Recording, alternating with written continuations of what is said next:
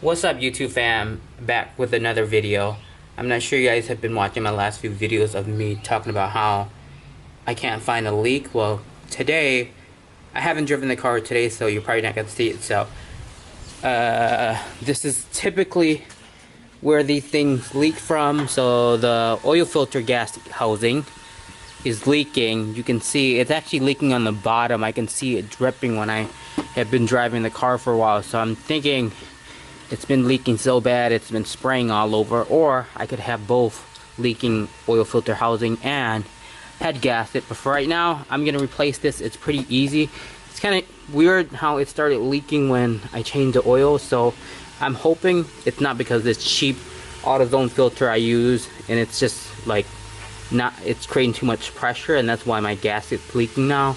So I don't trust it, so I'm gonna replace this oil filter with a man oil filter instead of this. I think this is like a Firestone filter, I'm not sure, but we're gonna replace this just for that peace of mind. Let me get myself set up real quick. I have a mat underneath because I know I'm gonna take off this cooling housing right here. We're gonna take this air box out just to get some room in here. I want to take the veil cover off, but then I have to take this whole front piece off, which I don't want to do. I bought some cheap like tarp from the Dollar Tree to cover underneath, just so I don't have too much coolant or oil that spills, because I am replacing the housing. So we'll do that now. I dropped my camera the other day, so it's having an issue with focusing. So this might be, unless I'm able to fix it, but this might be the last video shooting with this camera. But you can see, started the car up right away, and you can see it's leaking right there. Then again, it's leaking from the head cylinder too. You see that right there? Or it could be this oil traveling down, all the way down below this, and then traveling down there. But, you know, the cheapest fix I can do right now is this housing. It's right here. This head cylinder is out in the store, so let's just hope it's this. Also, another thing is, remember when I did the eBay, my intercooler was not fitting, and I think it's something to do with this pipe right here. You can see that I have it lodged in there too much, so maybe if I loosen this pipe, I can get the intercooler to fit better. Maybe if I loosen this, maybe if I pull this coupler out a little bit, the intercooler will not have that gap, and you'll have a better fit. Because that side of the intercooler fits really good. It's just this side. Alright, first thing I'm going to do is take out this radiator housing. I got some towels down so it doesn't leak. So we're going to do that. This is a 10 millimeter.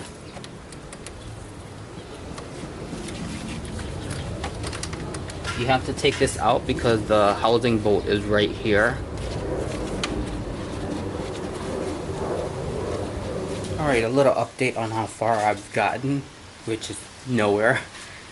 I actually played myself, you guys. I was thinking this job was going to be as easy as the E92. I mean, was it 328i? Because remember I had the white 328i, which I sold already. And it was a quick, just getting a longer extended socket to get in, to get the third bolt right here. But the 335i is actually different. The third bolt to this housing is underneath the manifold, which is horrible design. They could have easily made, you know, the manifold a little bit wider, so you can cram, you know, get a socket in there without having to use without having to remove the manifold. But you actually have to remove the whole air box, veil cover, this whole plastic carrier to get to that bolt, which is it's not hard to do, but it's time consuming. So I guess I'm gonna spend the next 30 minutes taking that whole thing apart. I lost count of how many times I've taken all these plastic pieces off from doing repairs. It's almost like you just don't want to put it back on, because you know you're gonna be working underneath this engine anyways. Luckily, when I bought the car, most of these bolts were missing already, so these last pieces are kind of held on by thread right now. Probably should replace this, because this is pretty faulty. I'm probably gonna order, what is this called, a cabin filter? This is disgusting. Yeah, I'm gonna order a cabin filter while I have this out. This is pretty nasty, you guys.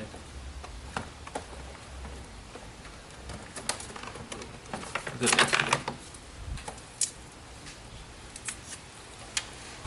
I don't know whose dog is that, but that dog will literally bark all freaking day. Not even kidding you. Alright, I'm taking this off before. I still cannot believe you gotta take off the manifold, the air box.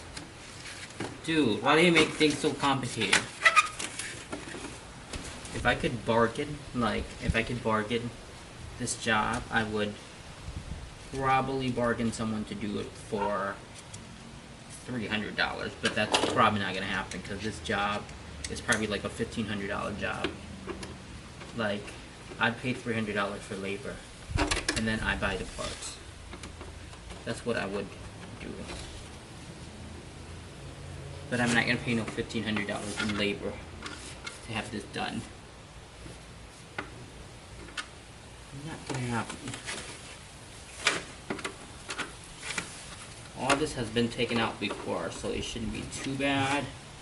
I'm pretty sure they had to take this all out when they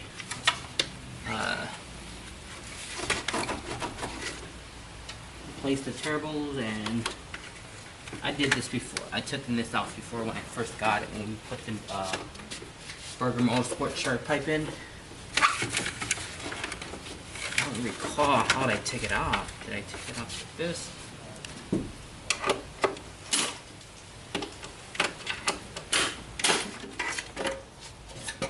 It's a washable K&N air filter. You can see how dirty it is actually.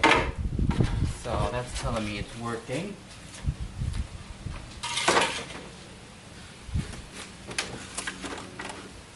How do I take this off? Come on.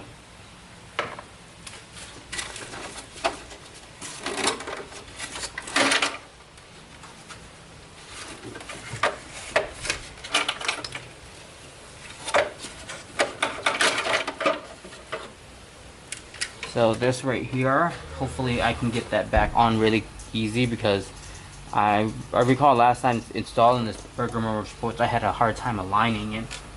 And then there's a air sensor, a map sensor back here you gotta take off. And then loosen up that throttle body, that intake manifold. I'm not gonna take it off completely. I'm gonna take it out so I can actually get to this bolt, which is bad, you guys. The oil has reached all the way back there, so this thing is leaking all the way around.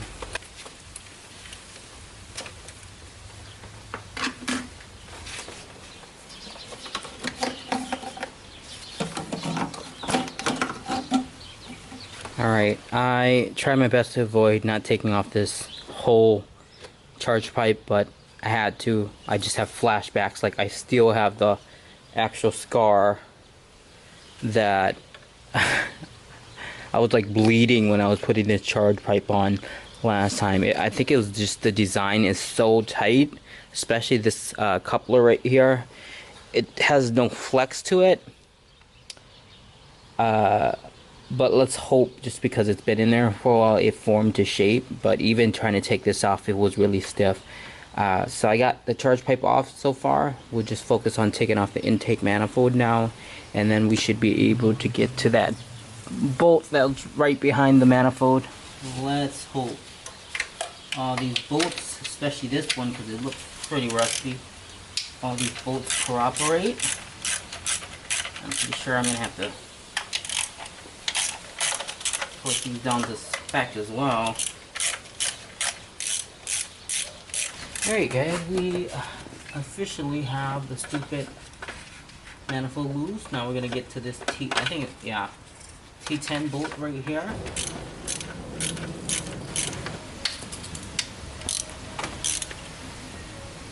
Alright guys, we are on a pause right now. See, my issue is I buy tools that make the job easier, but I'm unorganized and I leave them everywhere. So I have a ratcheting wrench that is the T10 that can squeeze in this area right here without having to take this off, but I just had it like last week. I was trying to tighten that bolt to see if that would help the leak. So we're gonna go in the house to see if I can find it, because it has to be somewhere around here. Oh, and I forgot to mention, after they did the alignment, the car is lower. I'm not sure if it's because the M3 camber or not. Let's hope it's just the bumper that needs to be tightened up. But that front bumper looks, I mean that wheel looks like pretty pushed forward. There's a lot of gap back here. Let me see if the other side is like that. I think it's just because the bumper's not bolted up, but could be wrong. Yeah, this is the same way. This one's really close to the bumper. You guys see that? Oh, I'm actually rubbing. I never did that before. Here. Yeah, you guys, my front wheel is really close to the bumper on both sides.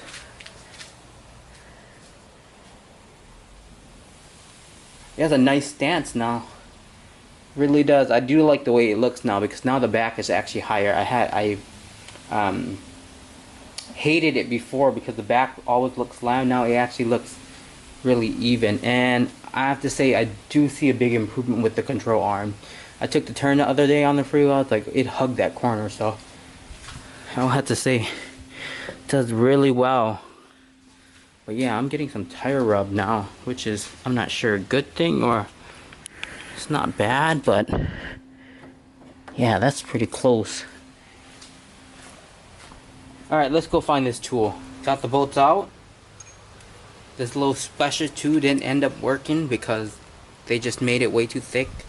Obviously they can't put the ratcheting system in there without not making it thick, so this spare wrench I had laying around was just right. It's small enough so it fit right in there, and I didn't have to take off this hose, actually this coolant hose. So the front one's off. Now we just have to take the rest of them off and should be able to clean that up and put the gasket in. It was a success, you guys. Here is the old gas, as you can see. Yeah, it was starting to disintegrate right here. That's where it's leaking. I mean, the gasket looks pretty beat up. And you can see here it was leaking down that way and leaking down here. So I'm gonna go ahead and clean that up with a wire brush.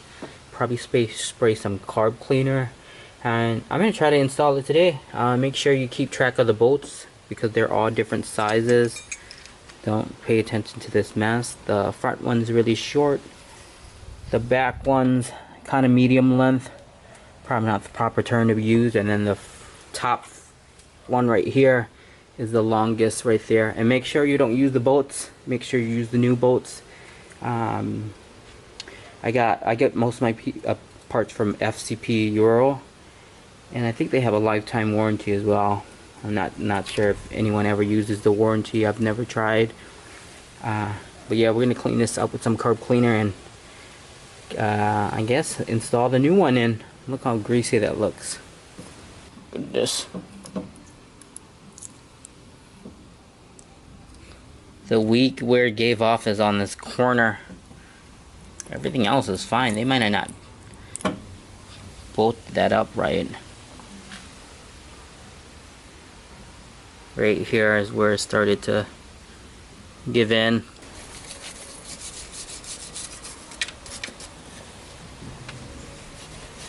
And I think this is the part of the reason why we were leaking too. The camera's probably not going to be able to see it because it's getting dark, but this metal is not smooth. Like there's pits in the actual metal of the head cylinder. I think this is the head cylinder.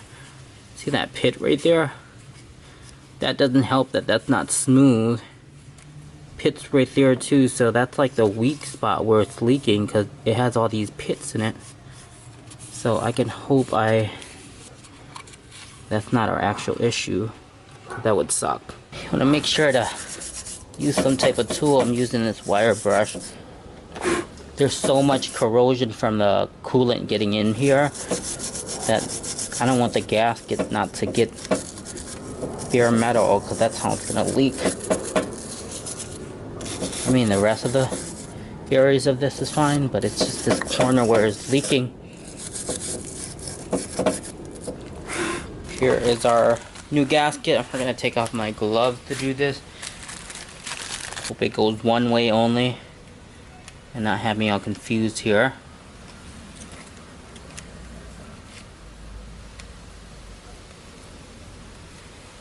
Set that way.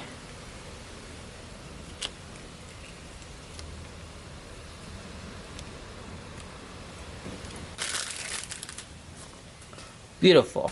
Alright guys, we're getting somewhere. We got the new gasket in. We got everything not bolted up, but I used one of the old bolts for the top just to keep it in place. We're gonna put brand new bolts right here. That'd be so cool. They had the torque spec right on the label, but it doesn't. I'm gonna look that up real quick. Ah! Alright, I have everything mounted now.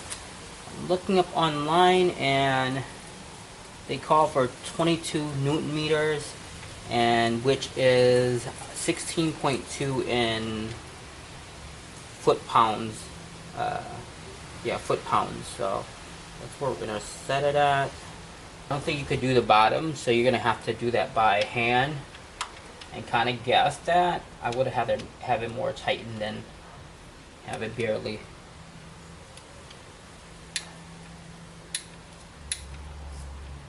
Alright, last thing we're going to do is replace this oil filter. Even though that one's new, I just not trust it. And the only reason why I put that in there because I didn't want to wait to order a filter.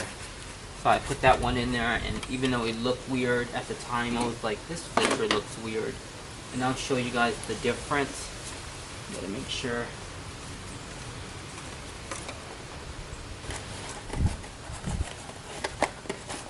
It's just, you probably can't tell from here, it's just these gaps between it, it's so small. It's almost like it would be hard for the oil to go through. But I could be wrong, but I'm just going to put in what I'm used to putting in, just so I don't have to worry about that. Alright guys, it is getting dark.